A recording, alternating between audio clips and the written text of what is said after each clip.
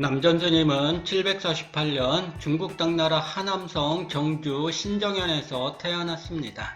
어린 나이에 수행을 시작한 남전은 30살이 되던 해에 출가하여 여러 절을 떠돌았습니다.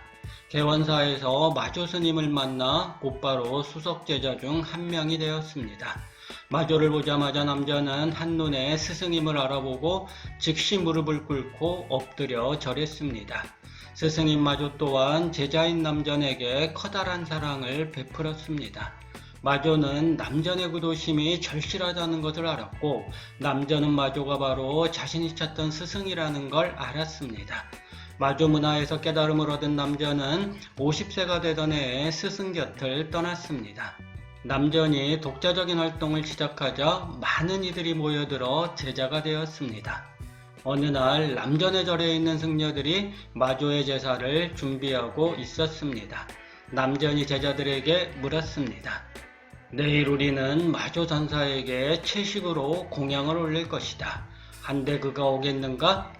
아무도 대답이 없는 와중에 동산이라고 불린 행각승이 나섰습니다. 여기에 오려고 동료를 기다릴 것입니다. 그대가 비록 젊긴 하지만 가히 다듬을만 하구나. 화상께서는 양반을 상놈으로 몰지 마십시오. 남전은 동산의 대답을 완전히 인정하지 않았습니다. 자존심이 상한 동산은 양반과 상놈을 입에 올려 스스로 보여준 작은 진리마저도 그르쳤습니다. 스승은 늘 제자를 의문으로 이끕니다. 지나친 인정은 제자의 성장에 방해가 되리라고 생각하기 때문입니다. 동산은 이것을 깨닫지 못했습니다. 어떤 승려가 남전에게 물었습니다. 조사에서 조사로 내려오는 것이 있다고 했습니다. 그들이 서로에게 전하고자 하는 것은 무엇입니까? 1, 2, 3, 4, 5인이라.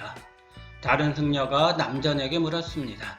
어떤 것이 옛사람의 것입니까? 그것을 가질 수 있을 때 말해주마. 마상께서는 왜 거짓말을 하십니까? 내가 거짓말을 한 것이 아니다. 육조 스님이 거짓말을 했다. 또 다른 승려가 남전에게 물었습니다. 허공 중에 보석이 있는데 어떻게 해야 손에 넣을 수 있습니까? 대나무 사다리를 만들어 허공 중에 걸쳐놓고 보석을 가져오너라. 어떻게 허공 중에 사다리를 놓는단 말입니까? 그렇다면 그대는 어떻게 보석을 손에 넣었다는 것을 의심하는가? 조사에서 조사로 전해 내려올수록 깨달음은 무에서 멀어집니다. 깨달음은 그저 무에 대한 경험일 뿐이니까요. 경험하지 않고 어떻게 스승의 깨달음을 이해할까요? 이리 보면 모든 스승은 거짓말을 할 수밖에 없습니다. 육궁대부가 남전에게 물었습니다. 조법사의 말에 만물이 하나의 근원에서 나왔으니 옳고 그름이 있을 수 없다라고 하였는데 이해하기가 참으로 어렵습니다. 남전이 뜰하게 핀 꽃을 가리키며 말했습니다. 대부, 요즘 사람들은 이 꽃보기를 마치 꿈결에 보는 것처럼 하는구나. 육궁대부가 다시 물었습니다. 저희 집에 돌이 하나 있는데 어떤 때는 서고 어떤 때는 눕습니다. 이제 그 돌을 깎아서 불상을 만들려고 하는데 그 일이 되겠습니까? 물론 가능하겠지. 또한 안 된다고 말할 수도 있겠지요?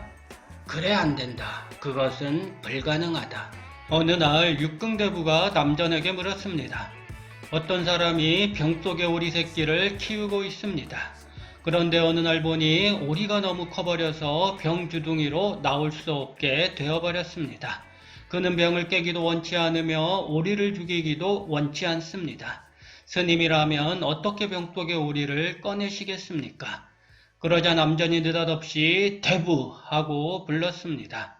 육궁이 엉겹결에 예? 라고 대답하자 남전이 말했습니다. 오리가 나왔다.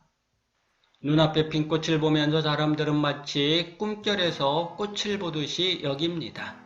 자꾸만 자기 생각으로 사물을 판단합니다. 마음이 돌을 부처로 만들기도 하고 아무것도 아닌 돌로 만들기도 합니다. 붓다가 되려는 열망이 절실하면 누구에게나 그리로 가는 문이 열리는 것입니다. 병 속에 든 오리를 꺼내는 방법이란 바로 그 점을 말하는 게 아닐까요? 남전이 귀종 마곡 스님과 함께 해충국사를 방문하기로 했습니다. 한데 길을 떠나기 전에 남전이 땅에 일원상을 그려놓고 말했습니다. 옳은 대답을 내놓으면 가겠다. 이에 귀종은 일원상 가운데 앉았고 마곡은 여인처럼 다소곳이 절을 올렸습니다. 이를 보고 남전이 말했습니다. 그렇다면 갈 필요가 없겠군. 하루는 남전이 빨래를 하는데 어떤 중이 지나다가 그 광경을 보았습니다. 빨래에 몰두한 남전을 지켜보던 중이 물었습니다. 화상께서는 아직도 이런 일에서 벗어나지 못했습니까? 남전이 물에 젖은 빨래를 들어 올리며 말했습니다. 이것에 대해 무엇을 할 수 있겠는가? 남전이 일원상을 그려놓고 옳은 대답을 내놓으라고 하자 귀종은 일원상 가운데 앉았고 마곡은 여인처럼 다소곳이 일원상 가운데 앉은 마곡에게 절을 올렸습니다. 그러자 남전은 여행을 취소했습니다. 귀종과 마곡의 대답을 긍정한 것이지요. 빨래를 할 때는 빨래를 하면 됩니다. 이런 일에서 벗어나지 못했느냐는 한 중의 물음에 남전은 젖은 빨래를 들어 올리며 말합니다. 이것에 대해 무엇을 할 수 있겠는가? 남전이 조주에게 말했습니다. 요즘 사람들은 모름지기 우리와는 다른 이류들 가운데에서 일하고 사는 것이 최선의 길이다. 이에 조주가 응답했습니다. 이에 대해서는 묻지 않겠습니다. 그런데 당신이 말하는 류는 무슨 뜻입니까? 남전이 두 손을 땅에 대고 네 발로 걸어가는 자세를 취했습니다. 조주가 남전의 뒤쪽에 다가가 그를 땅바닥에 밟아버렸습니다. 그리고 열반당으로 돌아가서는 후회스럽구나 후회스러워하고 외쳤습니다. 남전은 사람을 보내 조주가 무엇을 후회하는지 알아보도록 했습니다. 조주가 말했습니다. 덤으로 한 번 더 밟아 뭉개버리지 못한 것이 후회스럽다. 남전이 이것과 저것을 구분하는 질문을 던지자 조주는 이는 일단 제쳐두고 류가 무슨 뜻이냐고 물었습니다. 남전이 네 발로 걷는 자세를 취하자 조주는 이내 그를 땅바닥에 밟아버렸습니다. 그리고는 후회스럽다고 말했습니다. 남전이 무엇을 후회하는지 묻자 한 번 더 밟아 뭉개버리지 못한 게 후회스럽다고 조주는 당당하게 외쳤습니다. 그 스승의 그 제자라고 말할 수 있지 않나요? 남전이 황벽에게 물었습니다. 정과 예를 균등히 배우면 불성을 본다는 말이 있는데 이 말이 무슨 뜻인가? 항시 아무 것에도 의지하지 말아야 한다는 뜻입니다. 방금 말한 것이 그대 이전에인지 의심스럽군. 물론 아니지요. 물값은 제쳐두고라도 집신값은 누구에게 돌려줄 작정인가? 황벽은 아무 대꾸도 하지 못했습니다. 어느 날 남전이 밭에 나갔다가 한 승려가 거기에 있는 것을 보고는 깨진 기왓장을 던졌습니다. 승려가 고개를 돌리자 남전이 한쪽 다리를 치켜들었습니다. 승려는 아무 응답이 없었습니다. 절로 돌아간 남전을 승려가 따라와 가르침을 청했습니다. 방금 화상께서는 기왓장을 던져 저를 때렸습니다. 그것은 저를 깨우쳐주고자 하신 일이 아니었습니까? 그러면 한쪽 다리를 치켜든 일은 어떠한가? 남전의 질문에 승려는 아무 대답도 내놓지 못했습니다. 황벽은 자기 견해를 말하지 않았고 어느 승려는 온전히 자기를 표현하지 않았습니다. 남전은 황벽에게 집신값은 누구에게 돌려줄 것이냐고 묻고 어느 승려에게는 한쪽 다리를 치켜든 까닭을 묻습니다. 황벽과 어느 승려는 아무 대답도 하지 못합니다. 스스로 깨우쳐 경험해야 깨달음에 이를 수 있습니다.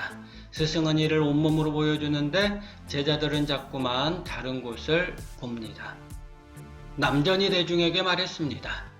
도는 외부 사물에 있지 않다. 사물 밖에 있는 것은 도가 아니다. 조주가 물었습니다. 사물 밖에 도라는 것은 무엇입니까? 남전이 즉시 조주를 때리자 조주는 남전의 주장자를 잡고 말했습니다. 다음부터는 실수로 사람을 때리지 마십시오. 남전이 말했습니다. 용에 대해 말하기는 쉬우나 내 맘에 들기는 어렵다. 그리고는 주장자를 집어던지고 방 안으로 들어갔습니다. 조주가 남전에게 물었습니다. 유르라는 사람은 그로부터 어디로 갑니까? 언덕 아랫마을로 내려가 한 마리 소가 되리라. 조주가 완전한 깨달음으로 이끌어준 데 대해 감사를 표하자 남전이 말했습니다. 지난밤 삼경에 달빛이 창문을 환하게 비추더라. 전에서 스승은 붓다가 될 가치가 있는 사람을 발견했을 때 사정없이 후려칩니다. 조주라고 이를 모를 리 없습니다. 조주는 남전에게 실수로 다른 사람을 때리지 말라고 외칩니다. 경지에 이르지 못한 이를 때리면 불상사가 일어날 수도 있으니까요.